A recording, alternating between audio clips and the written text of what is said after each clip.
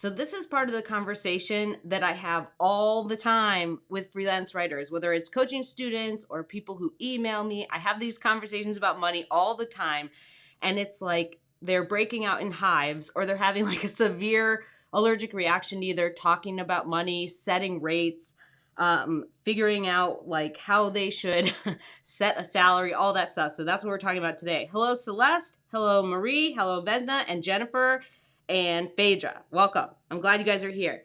So this is a really important topic too, because I feel like a lot of freelance writers are allergic to money. Like I feel like this is something where, like they feel that it should be one way and it's not, or they're like so afraid to talk about it with their clients that they're just like, no, we never talk about it. We just do whatever the client says, blah, blah, blah, blah, right? And it's not really like that. So we're going to go over a few things when it comes to freelance writer wealth and freelance writer salaries and what we could kind of expect. First thing I want to say, though, is if you haven't grabbed my free pricing guide, do that. That's why we're talking about money. Our community of freelance writers, right? All of us should talk more about money and rates and pricing. So I pulled this, right? So I pulled all these things together for freelance writers and content strategists. It's totally free. Go to mandyellis.com/pricing guide to grab it. My hair keeps like falling down in my face. It's like itching my face, bugging me. Okay, sorry. The horse is awesome. Yeah. And Jennifer's like, unicorn. Yeah, so grab the pricing guide. All right, it's free. Hold on. My computer doesn't want to click today, so I'm trying to get it to do. There we go. Okay. So here's the thing. The first thing we're talking about is like salaries. So we're going to go through kind of different pieces of what you can expect. So I don't ever think about a salary. I think this is something that happens when someone comes from the cubicle farm and they're like, how do I know what salary I should expect as a freelance writer? That's not it. That's not it. Now, there's certain amounts, of money that I feel like people get stuck at. That's not really a salary. That's like a mindset thing or a client thing or a rates thing.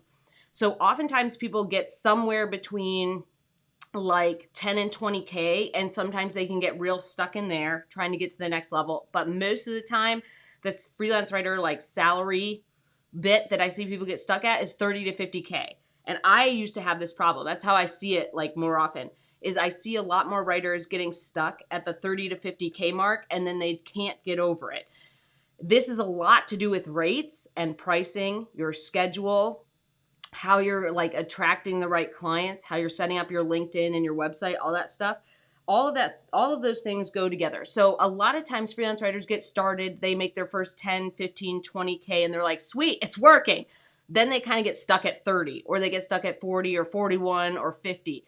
This is like a plateau. This is a common plateau that I see. So why are we getting stuck there? Oftentimes it's because freelance writers are scared to get out of their comfort zone. Like number one, that's the thing that happens every single time. I end up with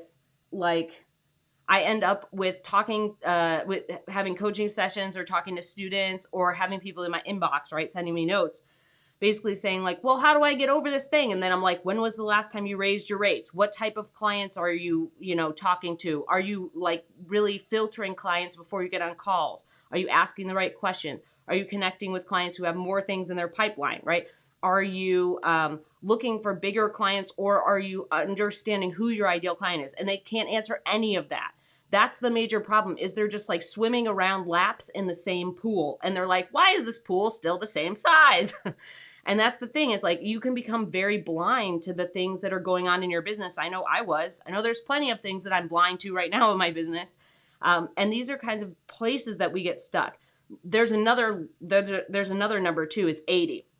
So people get over the 50K loop, right? They get out of the loop of 30 to 50K. They hit 60, 70, and then they get stuck at 80. So they're like, I can't hit six figures. This is the same thing. You have to refine who your ideal client is. What do they need help with? What are their pain points? How are you unique in your writing, right? How can you uniquely help them? And then you need to refine who your clients are. So this for me came down to, and I've talked about this a bunch, like I love Series B and Series C startups that usually have 20 to 50 million. Those are kind of my butter zone for content strategy, brand messaging, and positioning clients. That came from a deep analysis of my business and seeing like, what are the LOIs that I get the most answers on, right? Like what types of companies are responding, and I guess it should be, and which type of companies are turning into clients and long-term clients.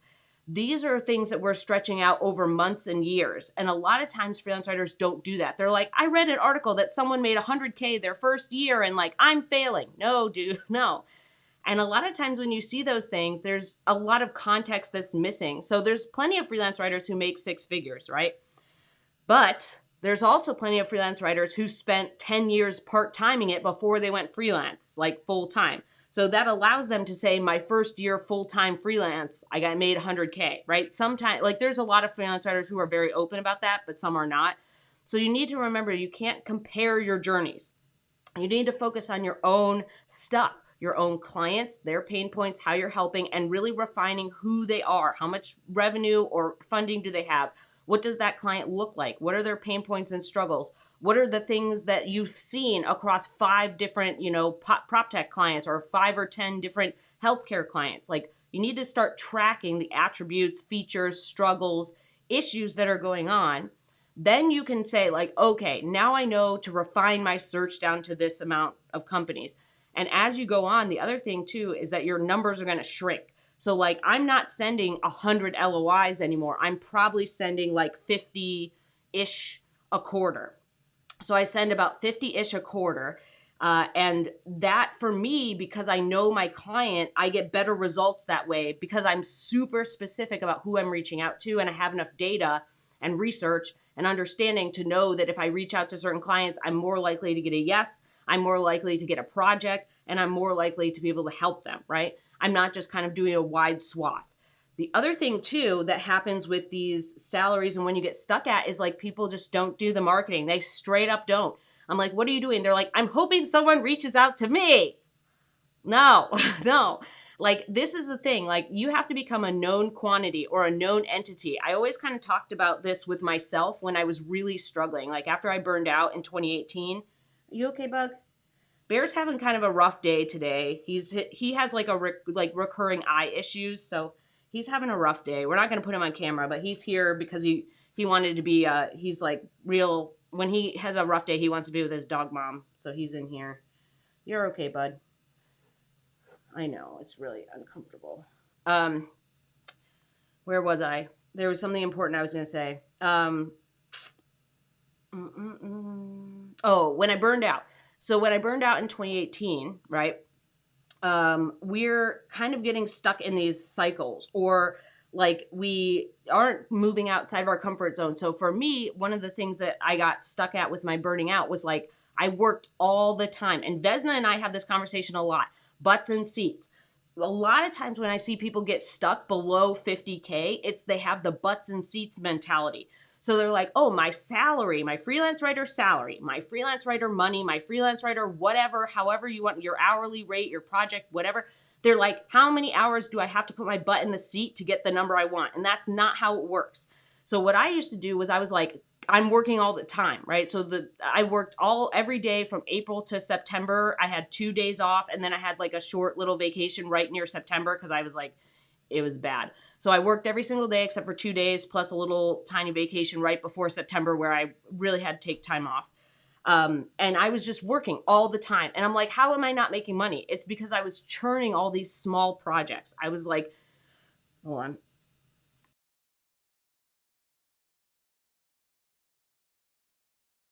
I churned a ton of small projects. So I'd be like $200, $400, $500, $600. Every once in a while, I'd have like $1,000 project, or I'd have a couple of articles that would hit, your like kind of my project minimum. But I just kind of butts and seats, right? I was just like, I have all these hours in the chair, right? I'm doing work constantly and I'm not making more money. That's the biggest problem, is like people aren't doing an analysis of their business. They're not looking at that. They're not doing the marketing, right? So like if I had actually been spending that time marketing and I had been refining who I'm sending LOIs to, and I'm doing at like my 1 hour of marketing every single day, or 50 to 75 LOIs a month, I would be in great shape. But a lot of times, like I talk to people and they're like, I don't know what an LOI is, right? A letter of introduction. And if you don't, I have templates. They're the templates I use right now. Hold on. They're in here somewhere. Where did it go? Oh, you know what? I think I changed one of them. Anyways, if you go to mandyellis.com/bundle, let me change this one. Come on, computer, we can do it. Okay. So if you go to mandyellis.com/bundle, there it is. You can grab my templates that I use. Okay. So if you're watching this and you're like, I just need the template for the LOI or the pitch or the contract, whatever, go to mandyellis.com/bundle. You can grab them. So with those things, you have to like have time to do marketing, and you have to let go a little bit of this like recurring butts and seats. Like I have to be working all the time. Because when you're working all the time, you don't have time to build your business. You're working too much in your business, not on your business. So that's a big thing, is like a lot of people don't do the marketing, or they keep pitching the same magazines. Like there's a big difference between pitching like the New York Times and like like there was a trade magazine that I just talked to that pays $1 a word, or Condé Nast Traveler, or like big magazines that'll pay you the big bucks, rather than like pitching the same local magazine for 10 years and still getting paid 30 cents a word. Like you have to let go at some point of small time stuff. It's like this trade game. Okay. So instead of butts and seats where you're just like going at it all the time, you have to have time to work on your business. You have to send the LOIs, or you have to send the pitches, and you have to move up tiers. Like you have to move up tiers of magazines, like move from your local magazines to more national and bigger publications, or ones that pay more, right? Same thing with sending your LOIs. You need to kind of move up in terms of clients. This doesn't always mean move up in terms of revenue. Sometimes this can mean moving up in terms of like what your analysis says. So I have a story for that, but hold on one second.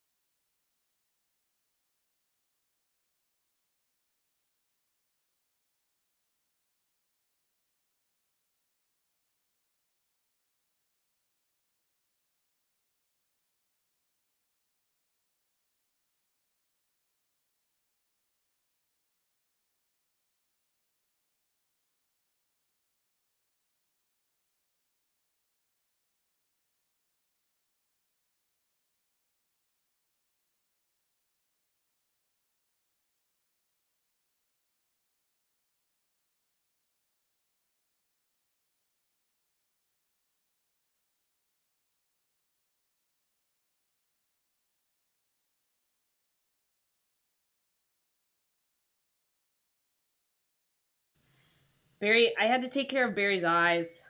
He needed an eye cleaning, and also like he needed an eye cleaning, and yeah. Okay. So where was I? We were talking about marketing. You okay now? He's so sad today. Um, so we were talking about salaries. We were talking about marketing. So that's the thing is when you're marketing, it's not just about going up with clients. It's not just about like saying like, oh, my client needs 100 million in revenue. Like I'm just going to move up to 500 million. That's how when I was working with real estate agents, I I told my students this story, and I think it's a good one. I at first was like, sweet, they have 20 to 50 million or 30 million or 70 million, and that should be enough for a budget. Nope. It was 100 million. So when I made these big lists of real estate brokerages and I was reaching out to different types of brokerages all around the country, I realized the people who had a budget had 100 million in revenue. Are you okay? Okay, hold on. Here you go. Does that help? No? You're all right. He's just a little antsy in the pantsy. So I realized the real estate agents who actually had a budget for content marketing efforts had 100 million, right? So I had to learn that through trial and error of like, okay, I have to be at 100 million for this to work. And then, you want your duck? There you go. I know, today's a rough day. I know. And then I realized that when I was working with other clients that my Series B and Series C startups needed about 20 to 50 million, right?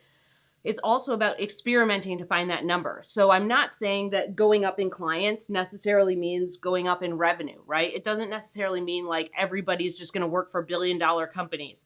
A lot of us find our good clients by just doing analysis, right?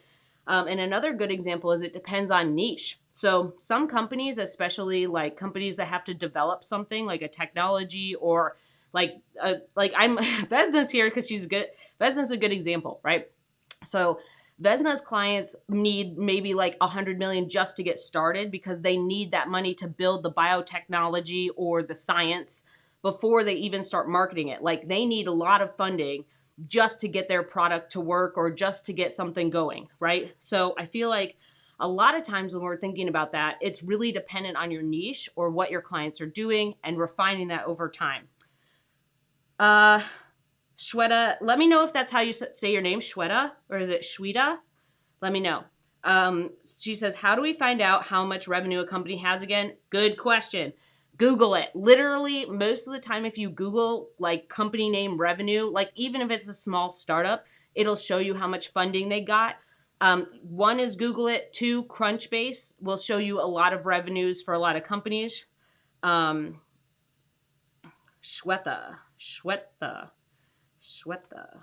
Okay. I'm gonna figure it out. Shweta. Okay. Um, we have Crunchbase that'll give us revenue. TechCrunch, there's a lot of articles in there that will give revenues and big lists of companies. Glassdoor is another one where you can find revenues. LinkedIn will oftentimes have funding amounts or perfect pronunciation. Sweet, I'm getting there. Sometimes I just have like I'm getting there. I'm working on it. So yeah, so LinkedIn a lot of times will have company revenue information or funding information. Glassdoor, sometimes Owler, but Owler can be a little bit weird. So like owl, like OWLER, Owler. But most of the time, you can find their revenue by just straight up Googling it. I use Crunchbase or I'm using LinkedIn. You can use LinkedIn Premium, like Sales Navigator. You can create lists based on revenue. Sales Navigator was $100 a month. It's always changing. I don't know what it is now. I think it's actually cheaper, but I'm not sure. But it's always changing. So if you have LinkedIn Premium, Sales Navigator, then you can end up finding company revenues, and you should be able to find them for free for a lot of places. But the other thing too is that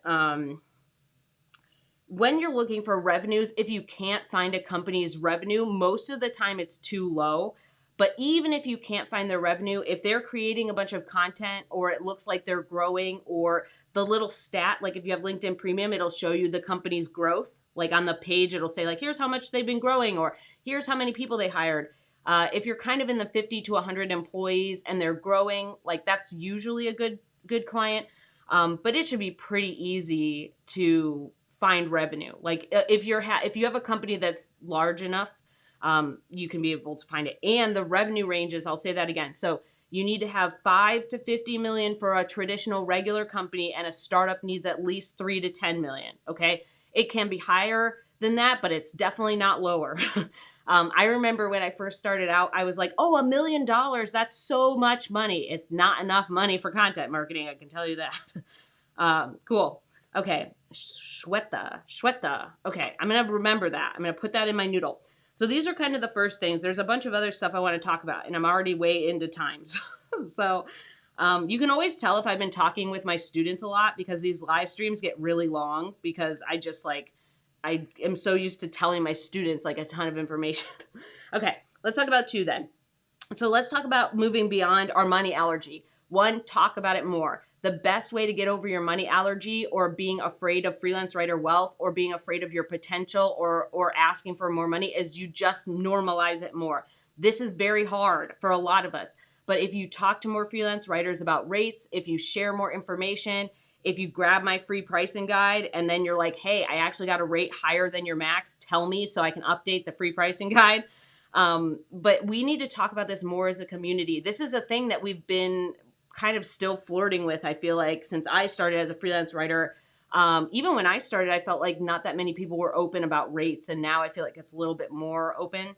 But we need to talk about this a lot more. Like, I still come across tons of freelance writers who won't share their rates, or like who are in like communities that are like, you should just figure that out for yourself. Like, you should just base that on value. And they're like, okay, but where do I even get started? And they're like, figure it out. But your money allergy, we're moving across it by talking about it more. Number 1, talking about it with more freelance writers. 2, you need to know your client's budget information. This is a conversation I have all the time when someone's like, help me price a project. And I'm like, what did they say their budget was? They're like, I don't know. I didn't ask. You have to ask about budget. You have to ask about it. Yes, we can kind of guess a number, like saying, hey, I'm thinking about this and I think it should be in this ballpark. But there's also this thing that, like, if the company tells you their budget and you already know by hearing that number that it's way below what you take, right? Then you don't even need to sweat over it. There's a lot of anxiety, right? We get a lot of anxiety over money. And this is where the money allergy comes in. Is like, we gain all this anxiety, and then we learn that someone's like, oh, I want to pay you $50 for a blog post. And then you're like, why did I get worked up about it? This is why we ask about budget. We're looking for fit. We're not looking to like max out the budget. We're looking for fit. Are we in the same ballpark? Are we playing the same sport? Or are you like, you know, playing badminton and I'm playing like in the NFL, where like we're in 2 totally different camps here. So the deal is that budget information gives us the connection point of we're playing in the same field. Then we can kind of figure out like, okay, is that budget reasonable for this work? Let me go pull the value and let me figure out like what I think the value of that work is, with me doing it, with my skills, with the timelines, all that stuff. And we'll see if that's a match.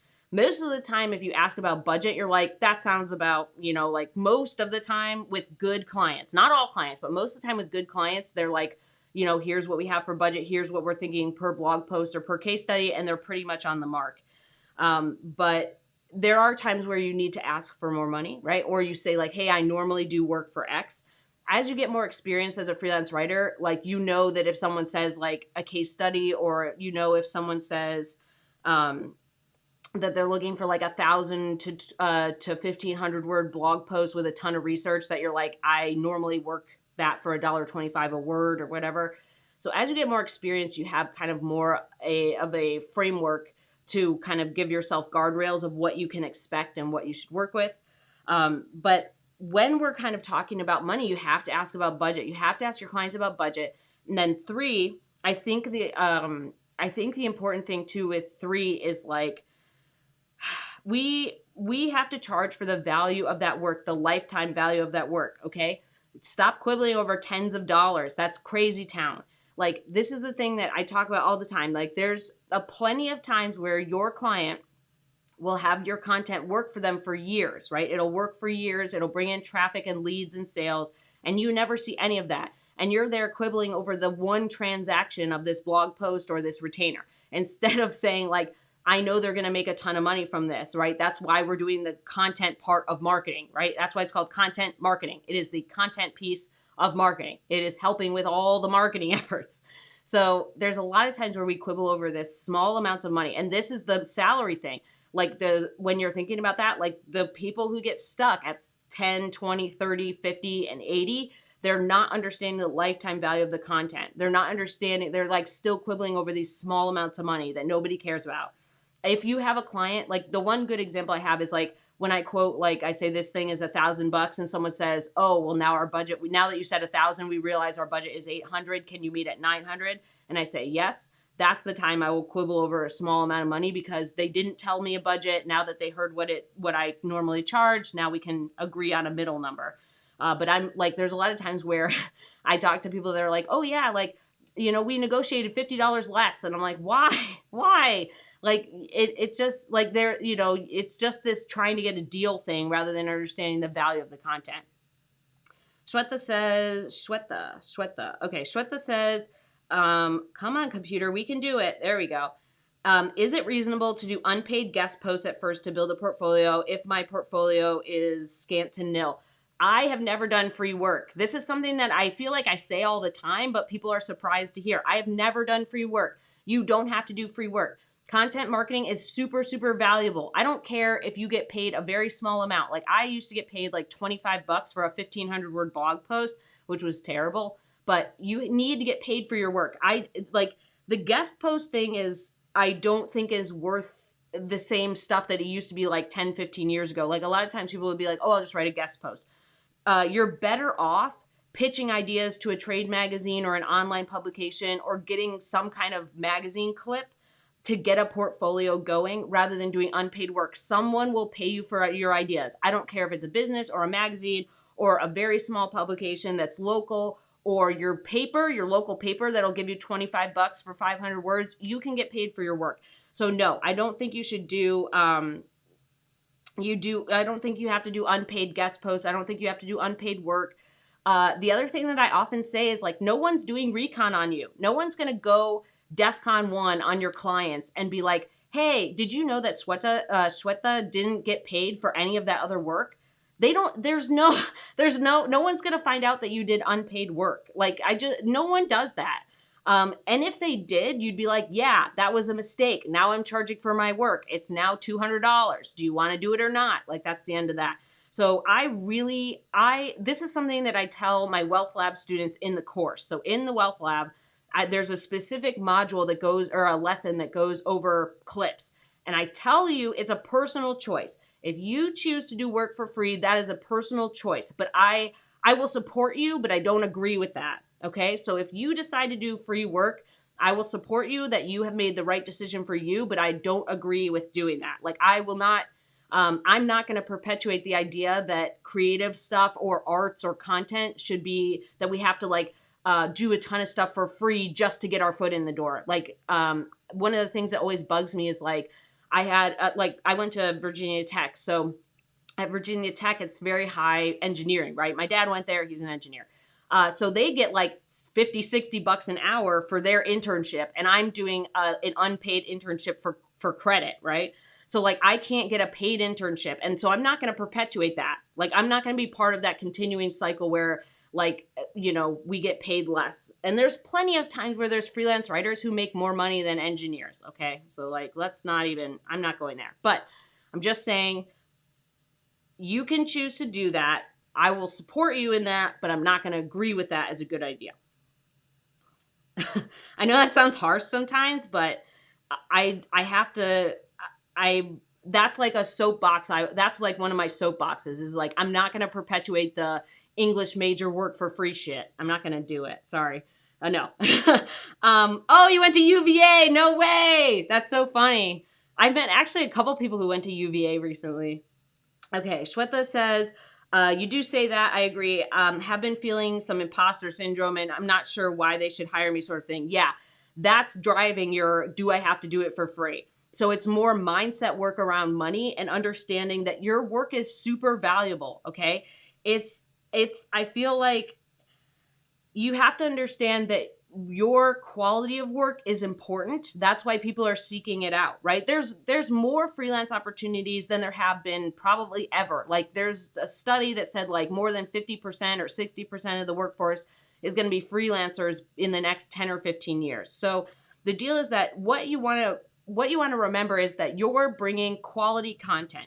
You're going to do your best work that you can do right now within this time frame. Okay. So I feel like you have to remember you're bringing quality. You're not bringing tons of quantity. That's like, we're not looking to churn. So if I'm bringing quality, I should be paid for that. Like there's a big difference, right, between going to a fancy sandwich shop where they have like fresh mozzarella and fresh herbs and they're making homemade sauces versus like if you go to a chain sandwich place, right? There's a big difference there. We're not the chain restaurant. This is what I made this comment. It's the Michelin starred thing. We are Michelin starred, okay?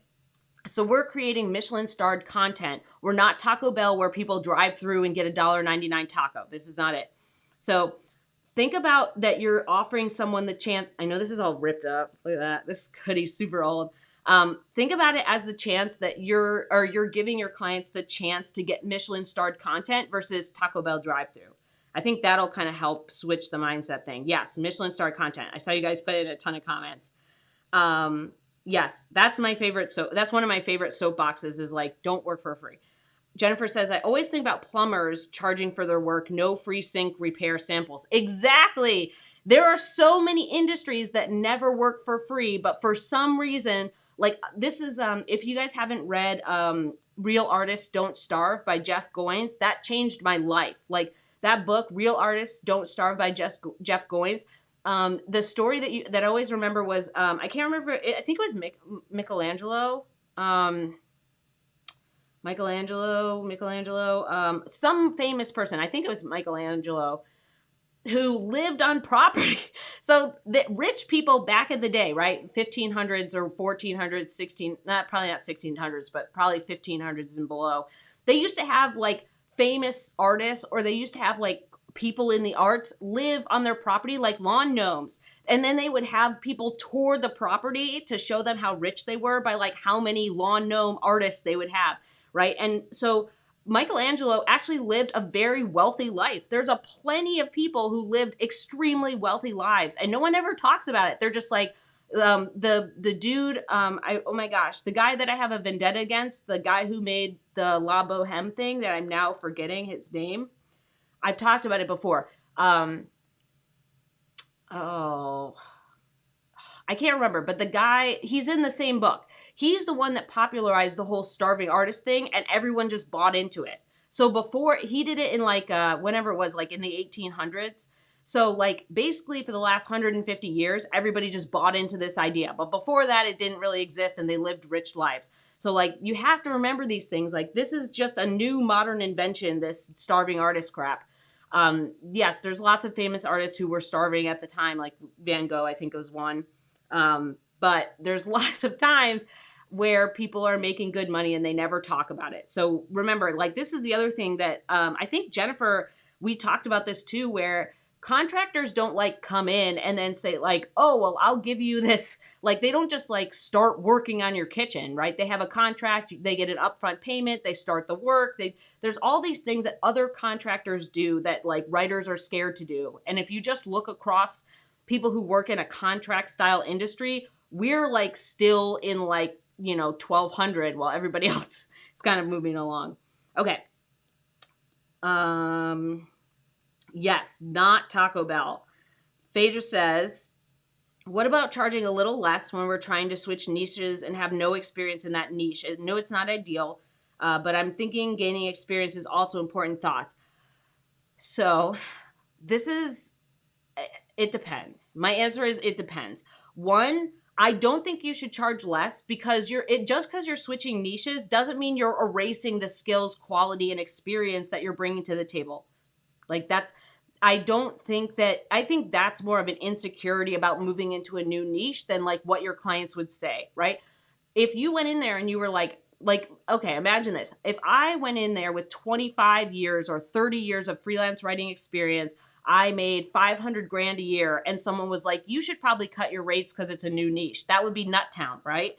Imagine you're that person. I always like those ideas where they're like, act like the person you want to become. So let's say you have a huge business, it makes a ton of money, right? And you have lots of years of experience. You would never cut your rates. You'd be like, no, I've proven myself 900,000 times. Just because this is a new niche, I'm not riding a totally new bicycle. The bicycle just has a new paint job, right? So I think it depends. One, I will negotiate with people. So I think if you're trying to switch niches, I think you should use your rates and see how it goes.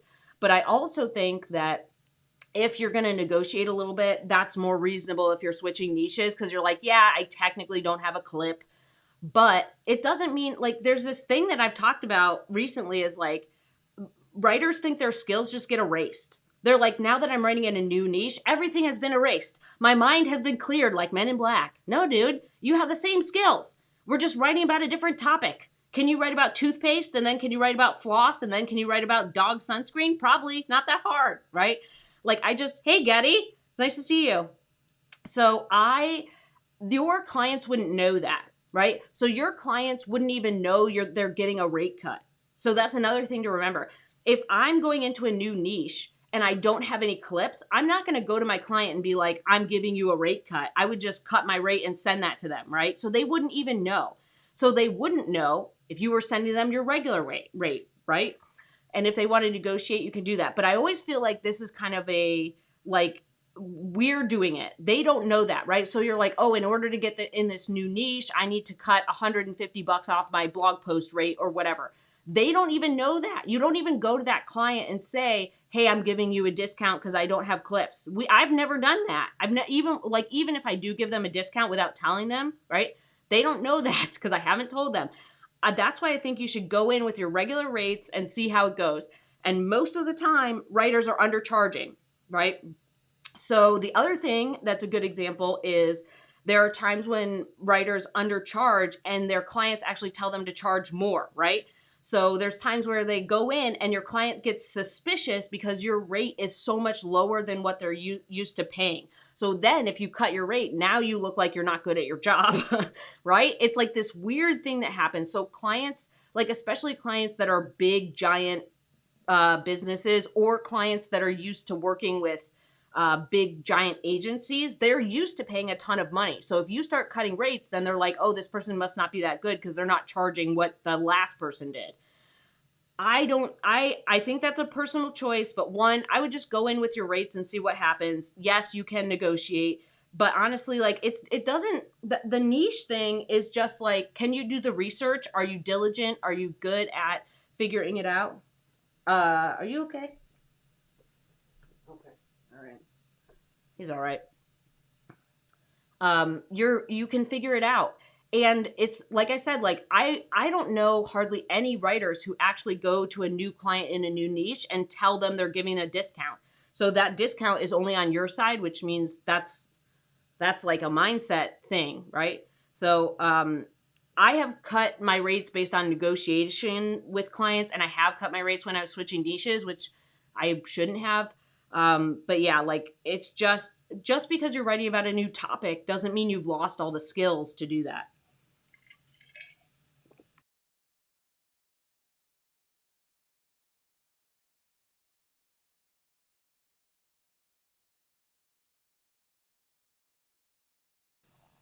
I know we have a bunch of questions, so hold on. I want to make sure I get to the rest of this topic, and I know it's getting late, so hold on. Let's answer these questions.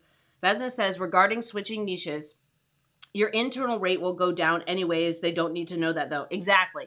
Like, no, when you're switching niches and it takes more time and it's more research or you have to learn something, your back end hourly rate, if you track that, will go down. But they're not going to know that either, right? So you can still charge $400 for a blog post or whatever you're charging for a blog post.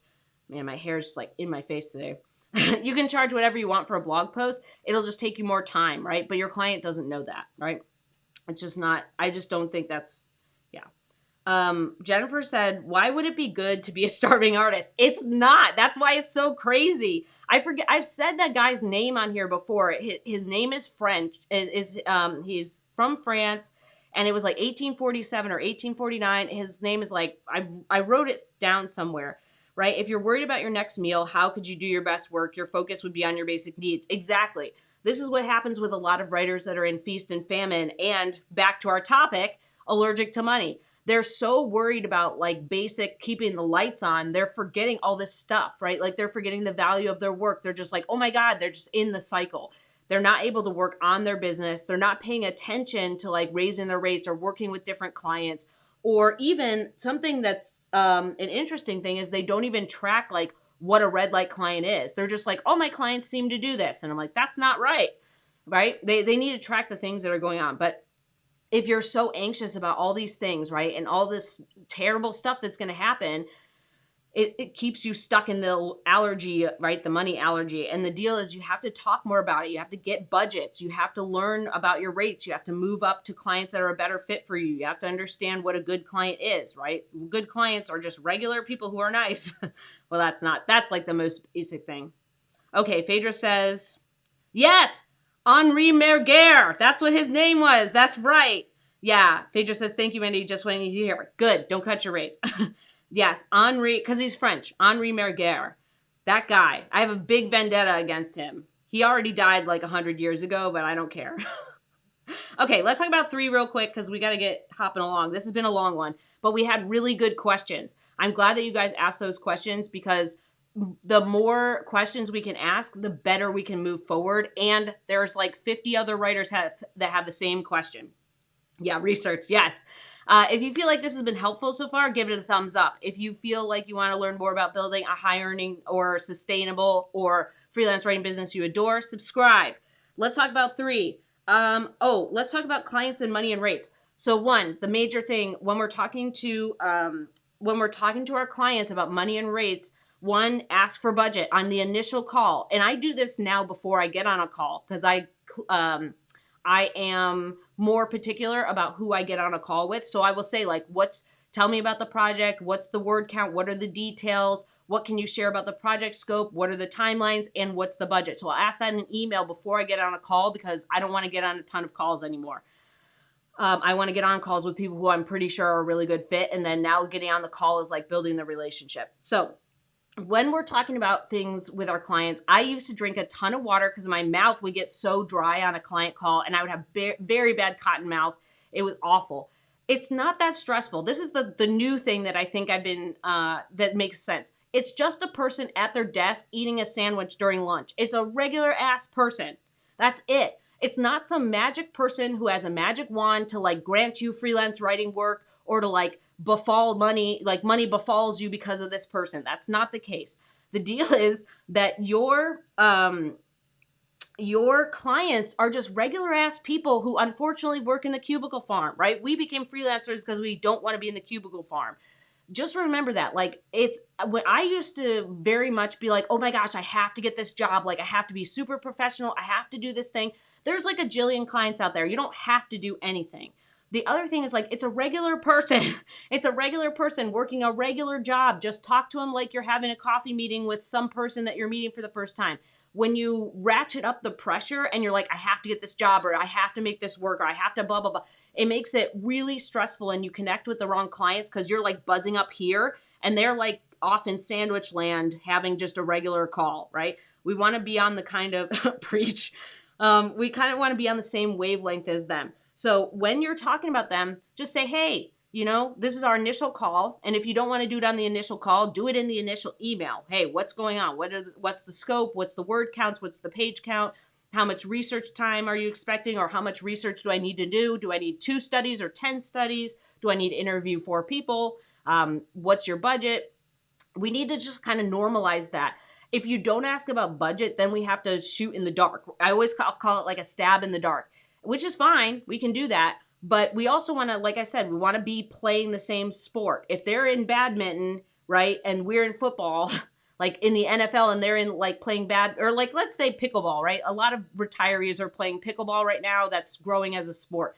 So let's say I'm a retiree playing pickleball versus like Mahomes, right? There's a big gap there. Or even, Travis Kelce or whatever. Like, let's say there's just a huge gap there. We want to be like the Mahomes Kelce group. We don't want to be like the retiree pickle group based on budget. I'm not saying anything about lifestyles. I'm saying like we need to be playing the same sport on the same wavelength. So one, normalize asking that when you talk to the client for the first time. Two, it's okay to negotiate. But you need to remember that you are negotiating based on understanding the long-term value of your work. You are a Michelin-starred content, okay? You offer Michelin-starred content. You are not a $1.99 cheeseburger or a $1.99 taco that you get through a drive-through and you can just get 1,000 of them. You are someone who owns a Michelin-starred restaurant, who has a 3 to 6 month wait list, who people are clamoring to get in the door and give you all the money to try your experience of content, right? That's the mindset you should have. And the more you don't ratchet up the pressure on money, the easier it is to talk about it. You're just like, yeah. So, and this is another thing I wanted to make sure I said on this video. I do this all the time.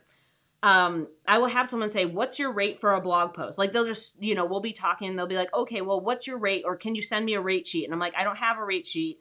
I price by the project, but I was going to ask you, did you have any budgetary information that you can share? Or did you already work with freelance writers that you could share the rates that you paid in the past? So you can just turn that question right back around on them and just say, yeah, I was wondering that too. Like, did you have a budget? And then they answer it. And then you're like, sweet, now I have this information. Are we Mahomes and Kelce, right?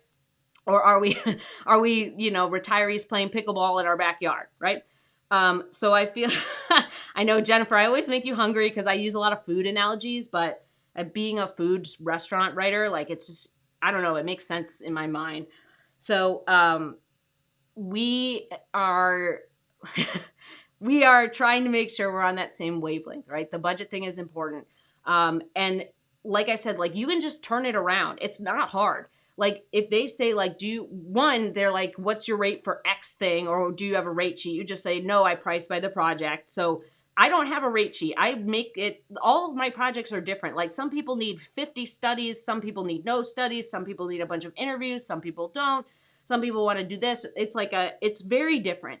So I just don't, I don't want to do that. Plus, if you give them a rate sheet, they think that's the price forever. And now you've become the menu at McDonald's, right? They're just like, oh, we just pick something off this menu. Every once in a while, I'll give ballpark rates. So like if I have a client that's like, hey, we have 6 different projects and we're trying to map out our budget for the next 6 months to a year. Can you give us a ballpark range on these projects? Absolutely. Ballpark range, I can do that. But like a rate sheet where they're like, every time they do this type of blog post, it always costs this amount of money? No.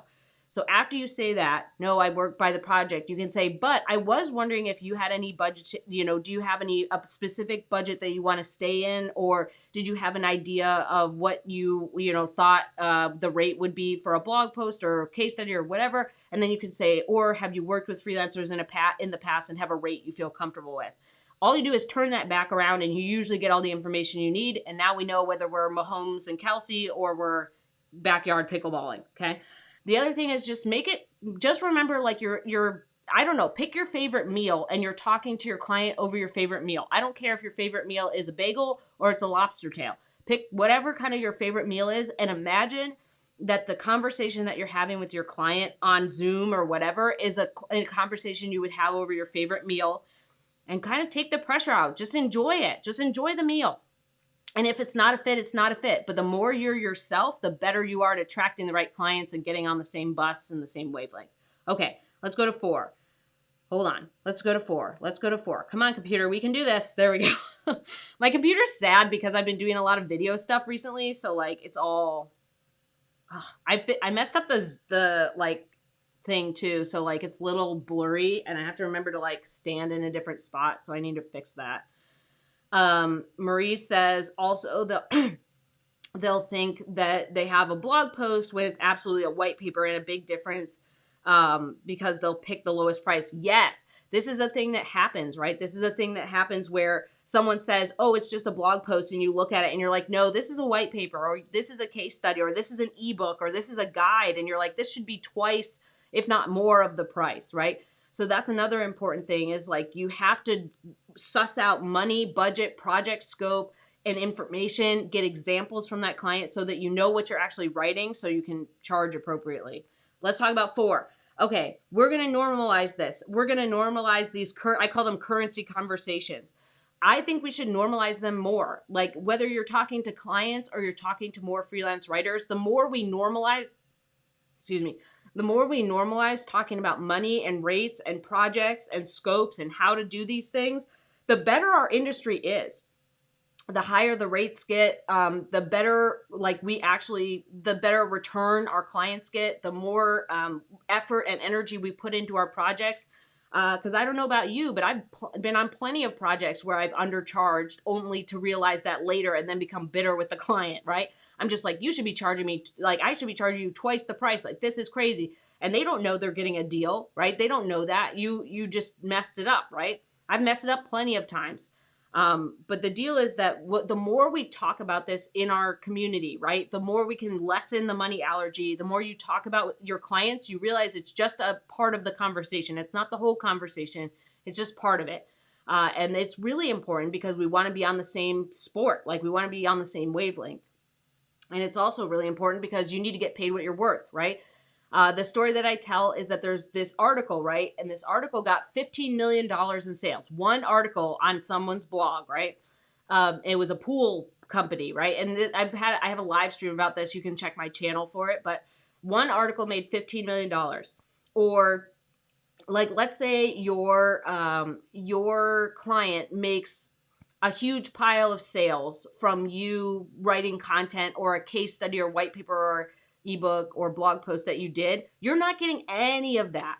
They're not going to cut you a check for a percentage of 15 million or a percentage of 500K or whatever they made in sales. Your job is to understand the lifetime value of your content and charge appropriately now. We are not transactional in like, oh, well, is it $850 or is it $800? It's $50. Get the $50. You can always negotiate down if you really want to. But we have to remember that, like, our content, like I have content that's on people, like different clients' websites that still brings them traffic, leads, and sales. And I haven't talked to them in years. I still have articles that are on the first page of Google for clients I haven't talked to in years. They're still getting traffic and ad sales and all that stuff, right? So you have to remember that. You have to remember where your content lives and the function that it has after you stop writing it. We're not transactional, okay? Stop thinking about it as like pennies and dollars and like little tiny pieces of money. Charge what you're going to charge, and that either works for them or it doesn't, or you can negotiate a price. Like I said, good clients who want to work with you will negotiate with you. Man, we now realize, like the story, right? I charge $1,000 for that. And the client's like, well, now we realize our budget is $800. Will you meet at $900? A good client will always kind of figure that out. Or they'll say, hey, we realize now our budget is $800. We totally understand if you don't want to cut $200 out of your rate, but we'd love to work with you. We love your samples, whatever.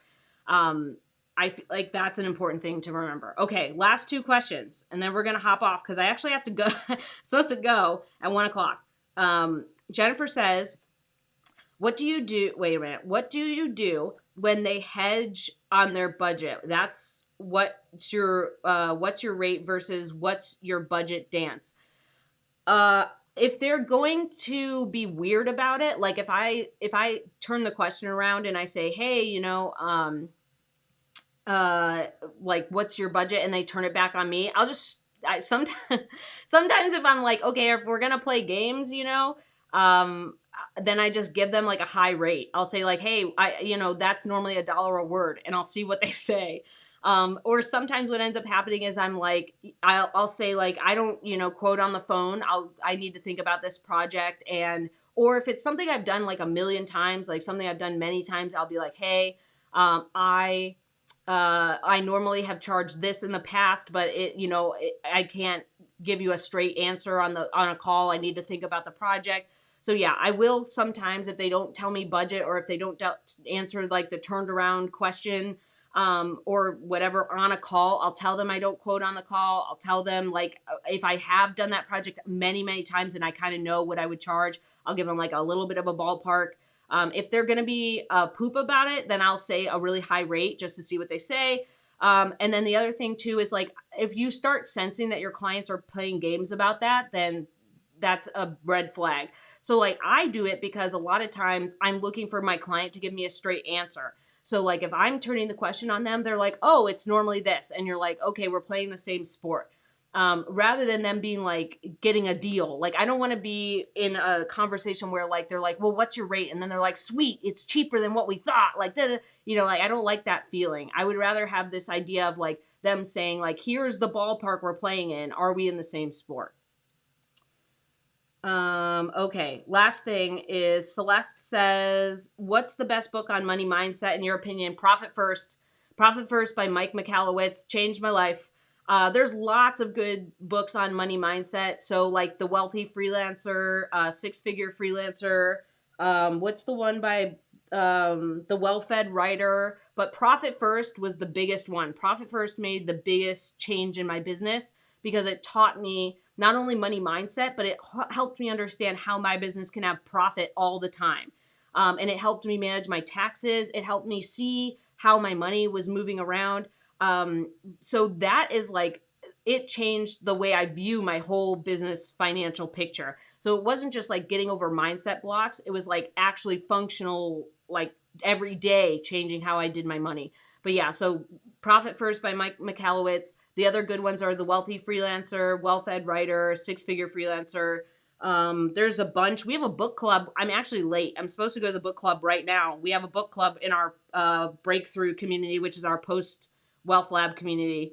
Supposed to go there right now. So we're gonna go talk about books right now. Marie says that she was offered $250 for blog posts to write. It was actually case studies and articles. Client said, since I'll give you this work, you can give me a 25% discount. Yeah, that's when you get in weird conversations about it. And you just don't want to be doing that. Okay. So I hope this has been helpful. I hope that this has kind of helped you see where you might have opportunities to talk more about money or to understand that it's not this big deal. Pick your favorite meal and imagine you're having your favorite meal with your client, and it's just part of the conversation. It's just one little tidbit in a big conversation. The other thing is that we need to make sure that we're increasing our rates. We're getting out of our small client pools and getting into bigger ones. We're tracking our clients. We're figuring out who's a better client for us so that we don't get stuck at like those freelance writer salaries that are like, 10K or 30K or 50K or 80, right? Cool. Good. Yay. I'm glad it's been delightful. I'm glad that this has been helpful. I need to go to the book club. I'm glad this has been helpful. Ask your clients more about money, normalize it, ask other freelancers about it. Last thing, right, is grab the pricing guide. If you haven't grabbed the free pricing guide, you should. MandyEllis.com/pricing guide. This is why I made it, because we need to talk more about rates. This also includes all different project types, as well as content strategy and messaging and positioning projects. So important stuff there. All right, I hope everybody has a really good Friday. I will see you next Friday. I'm here every Friday at noon Central Time. If this has been helpful, give it a thumbs up. If you want to subscribe to get more info about how to build a high earning freelance writing business you adore, or just, build a freelance writing business that works for you, subscribe. Cool. I'll see you guys next Friday. Bye.